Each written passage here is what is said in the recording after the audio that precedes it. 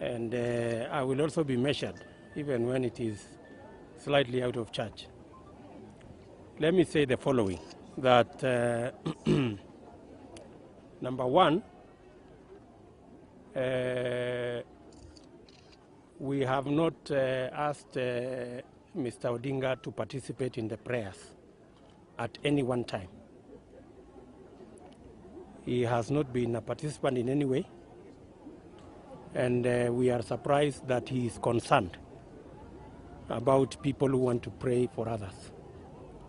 If he doesn't believe in prayer, then he can keep his beliefs to himself and let other Kenyans who believe in prayer to pray. Number two, let me say that it is now obvious and beyond any reasonable doubt that the author, the architect, and the mastermind of this grand scheme against us to be prosecuted politically and unfairly is actually the scheme of Mr. Odinga. And I want to ask, now that Mr. Odinga believes that we are criminals and we should be behind bars, what about him? The principal beneficiary of the post-election violence. Mr. Odinga is today Prime Minister of Kenya, not because he was voted for by anybody, but because of the post-election violence.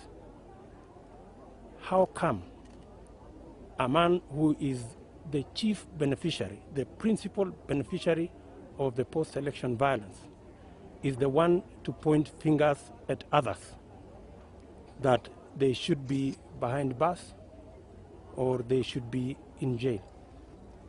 If surely we are supposed to be behind bars or in jail, he should have been there before us, because he is the principal beneficiary of the post-election violence. Moreover, the whole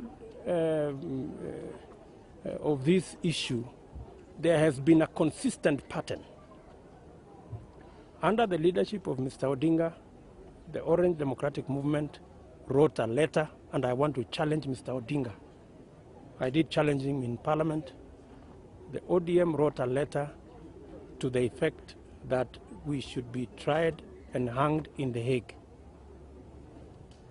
This has now been followed closely with another scheme with his collaborators from Europe, that we should be detained when we go for a court summons in spring. And today, Mr. Odinga himself, reading from the same scheme with his collaborators, now confirms that he is part of the scheme of the people who want us locked in detention on the pretext that on the pretext of the prayers that and prayer rallies that are going on around the country. We believe in fairness. We believe in the rule of law. And if Mr. Odinga believes that the way for him to become anything in this country is by hanging others, he had better work hard and think of some alternative ways of becoming something in Kenya rather than what he is currently engaged in. Sawa. Aye. Okay, takuja shuleni. Sawa.